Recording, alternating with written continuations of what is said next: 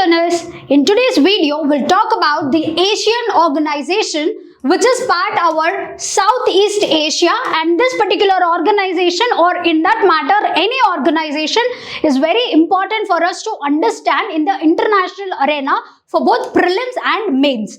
And also this organization has been mentioned in the news because our Honorable Prime Minister has some kind of a diplomatic talks with the President of Indonesia, wherein Indonesia is a key part or a member of this particular organization. We'll see the member countries or what are the countries involved in this particular organization with mapping as well. So coming to firstly, what is the full form of ASEAN? It's an association of Southeast Asian nations. In the name itself, it is saying that the nations or the countries involved in this particular organization are from the southeast region of the world. And this particular organization got established in the year 1967 itself. And the founding members, whoever the countries founded, on the basis of the Bangkok Declaration, and the members are Indonesia, Malaysia, Philippines, Singapore and Thailand. They were the first members who came together, and according to Bangkok Declaration, they have established this particular organization. And what is the motto of establishing such kind of organization is, it's about one vision, one identity and one community. If we see, if we do not pass some kind of an ethnic statement or something like that, but if we see, mostly they are culturally same. We cannot say even the slightest of the difference can be the difference or the huge difference among the people, but from the outside world, it seems like they have some kind of a similarity. So based on that particular motto, they have established, and the headquarters is in Jakarta, which is in Indonesia. This is a brief introduction of this particular organization.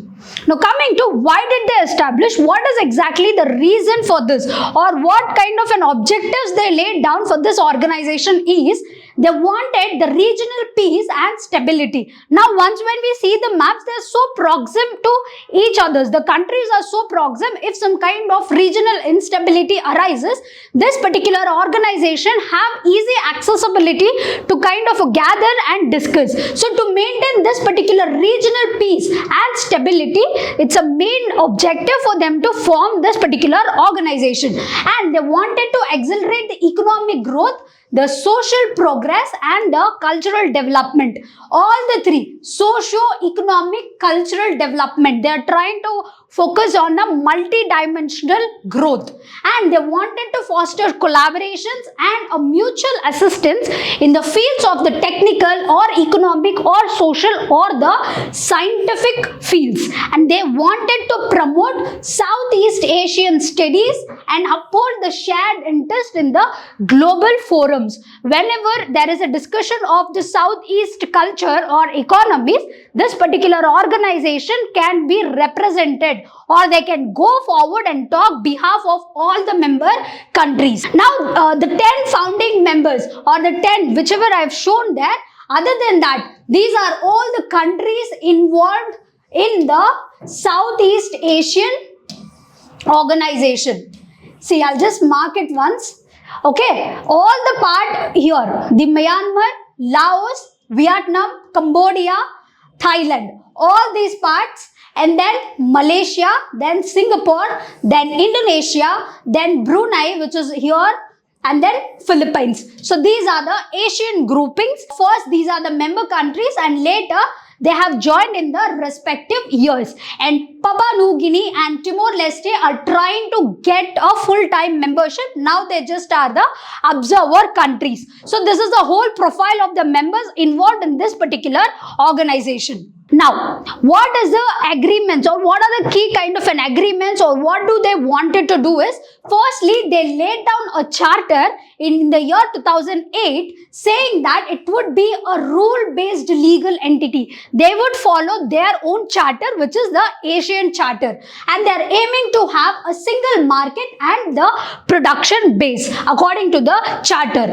And the second one, they have Asian Economic Community. This got created so that they can integrate the regional economies, and so that they can promote the free flow of goods, services, investments and labor among the member countries. And thirdly, they have a treaty of amity and cooperation to reinforce a peaceful dispute resolution and a mutual respect for each others. They're not going to get involved in the internal conflicts of that particular country, but they can have propose a kind of a peaceful resolution. And they have a regional comprehensive economic partnership wherein the free trade agreement among the Asian and other 5 FTA countries, other 5 free trade agreement countries like our Japan, China, South Korea, Australia and New Zealand. So there are the key agreements wherein these member countries have laid down for themselves. Now what is the structure? How is this going to be? Who is a leader or where is it happening is,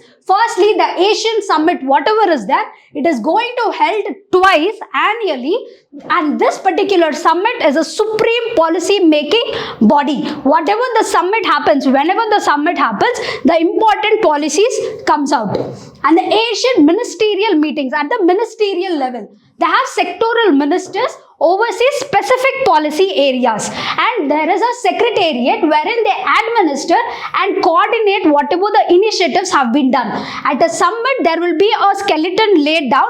At a ministerial meetings, they'll try to discuss section-wise policy areas, and at the secretariat level, they will try to administer and implement whatever the policies are being laid down. And coming to committees and working group, they focus on the implementation in economic, cultural and socio-political areas, whatever they have been laid down for themselves. Now coming to what is about India's stand in this particular thing. If we see the countries involved, we never talked about India being in this part of organization. So how is this organization going to affect India is, first of all, in 1991, when we thought of look east policy, we've changed that in the year 2014 by saying that we are going to act east policy. But let's just not going to look and see what is happening to our east side, but we are going to actively participate, and in that kind we are going to formulate our policies. So that is why when this got changed, there's a much higher need for our cooperation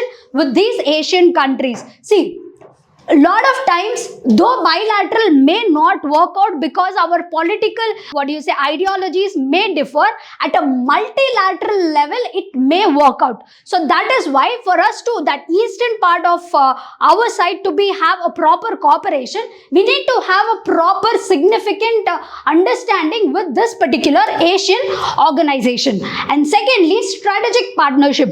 India and Asian Dialogue Partnership, whatever is there, that got been established in 1992, and we also have an FTA with them in goods in the year 2010. So it's a very strategic, important with respect to trade and commerce. Coming to key platforms are there, like Asian Regional Forum. It's a security cooperation, whatever in the Indo-Pacific, South China Sea, whatever that part is there, for there we need to have a security cooperation. So we have established with this particular organization a regional forum. Then we have an East Asia Summit wherein strategic dialogues will be spoken. And there is a Mekong-Ganga cooperation wherein the cultural and the economic linkages will be spoken to. And the current, what happening is right now is about the maritime security. If we see Kalandan multimodal transport, see this is a river in Myanmar, which is going to connect by sea route to Kolkata by 539 kilometers and to Mizoram.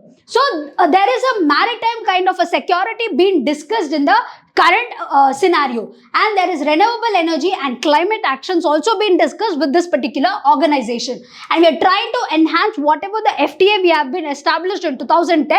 We are trying to enhance it more furtherly, and we are trying to strengthen the educational and the cultural exchanges between these countries and our particular country. So there lie few challenges, because if we see the location of this particular grouping, here there is South China Sea and this is China. It's kind of a conflict for everyone, let us say.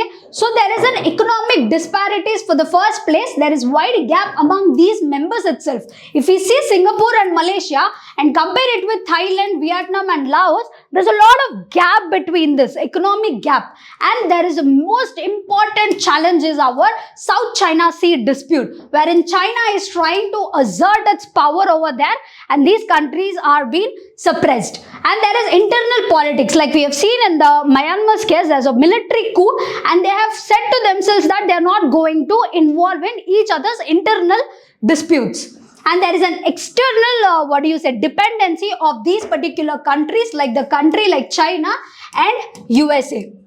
So when these two countries are there in the picture, it will be a key challenge for India to issue any kind of an important strategic statement. And non-interference policy, it is limiting to address the human rights and governance, which we have spoke. The internal politics, they have said to themselves that non-interference will not interfere. We are only going to talk about the economic, cultural and social aspects. But when coming to address human rights and governance issue, they are shutting off. So whatever the recent developments, like the Myanmar crisis is there, it's a very important thing. These countries are trying to afford to mediate, but there is no big kind of a outcome. And then the climate action, they're trying to talk about green finance initiatives and Asian green bonds. It's a very important key topic for us, Asian green bonds. That means this particular organization as well is coming forward to talk regarding the climate aspect. And in the year, whatever the summit has happened in 2024,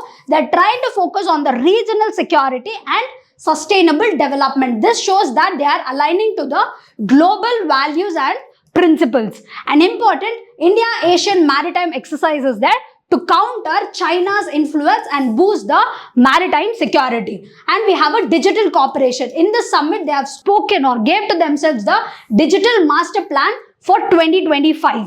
So this kind of values or whatever recently development has happened, it shows that this organization is doing well. We will see how much contribution they have. Coming to see economic power-ups, since they are contributing $3.7 trillion for the GDP, the total combined, this organization, all the countries combined is this particular amount of GDP. So we can say that it's an economic powerhouse. So that is why it's a very key important factor that we do have some kind of a strategic kind of a partnership with this particular organization. And coming to strategic location, important maritime routes like our Strait of Malacca, it's a very important route. We know the significance of this particular strait. And the geopolitical influence, because the balancing between whatever the power is there, the major power China, US and India, this organization is trying to be in between because they are in need of every other big powers of the world. And model of regionalism, a successful example of how the diverse region can come together and cooperate at a particular regional level. What can be done furthermore for this particular organization to do well is, firstly, they can strengthen their digital and physical connectivity with each others and the neighboring countries. Like that, we have a trilateral highway wherein it is ITM, which is your Myanmar, Thailand and India connectivity. And they can enhance more about the defense and maritime collaborations with the countries. And they can foster more the cultural, educational exchanges. They can try to seek a technical assistance regarding any kind of an important thing. And they should deepen the economic integration and the trade agreements more strategically, and also they need to talk and address about the climate change and the disaster management and work collaboratively. So this is all about the Asian grouping. What is the significance, how India is going to impact, who are the member countries and everything. Try to solve this particular question regarding the Asian organization itself. So like this, it's very important that we study all the international organization for prelims and mains as well. Thank you.